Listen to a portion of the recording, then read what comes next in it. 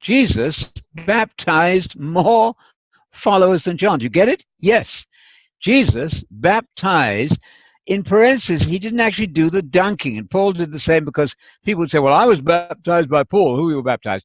That's to create trouble. So both Jesus and Paul used an agent to go into the water. That's perfectly easy and creates no problem whatsoever. Again, get yourself a good commentary like the Word Biblical Commentary series. They don't have all the answers. None of us does. But many of these things that people wonder about, I think, burn up a lot of unnecessary energy. They're good questions. They're still legitimate questions. We must say, though, to our viewers, it's the comment was on your Facebook, Anthony. So we must say, Anthony, that this teaching of water baptism is really a new thing. No one in the history of the faith. I mean, I must say, you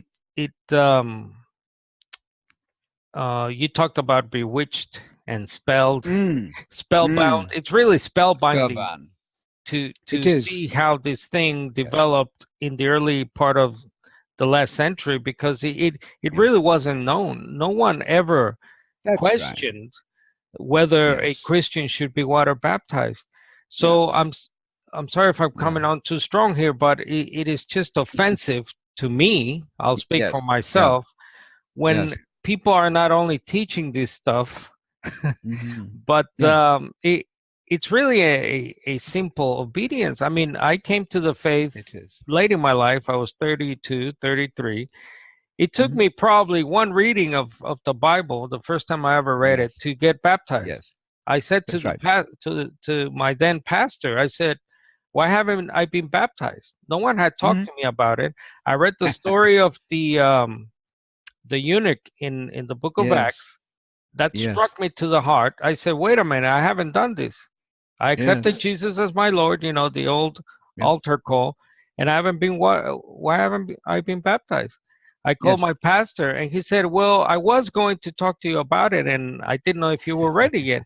And I said, what's there to be ready? It says get baptized. Let's go get baptized. A week later, thank God, I got baptized. Simple, clear, and it's really offensive to me anyway, that to say that Jesus somehow did not correct his own apostles in John 4. I mean, that really, to me, no, obviously. Anyway, so let's do a comprehensive summary verse. I'm keen on that phrase. Let's get verses which cover a lot of ground and are unarguable. Acts 8:12 says, when they believed Philip, an evangelist who was preaching the gospel of the kingdom of God and the things concerning Jesus, then they were ready to get baptized. You can see them lining up, men and women.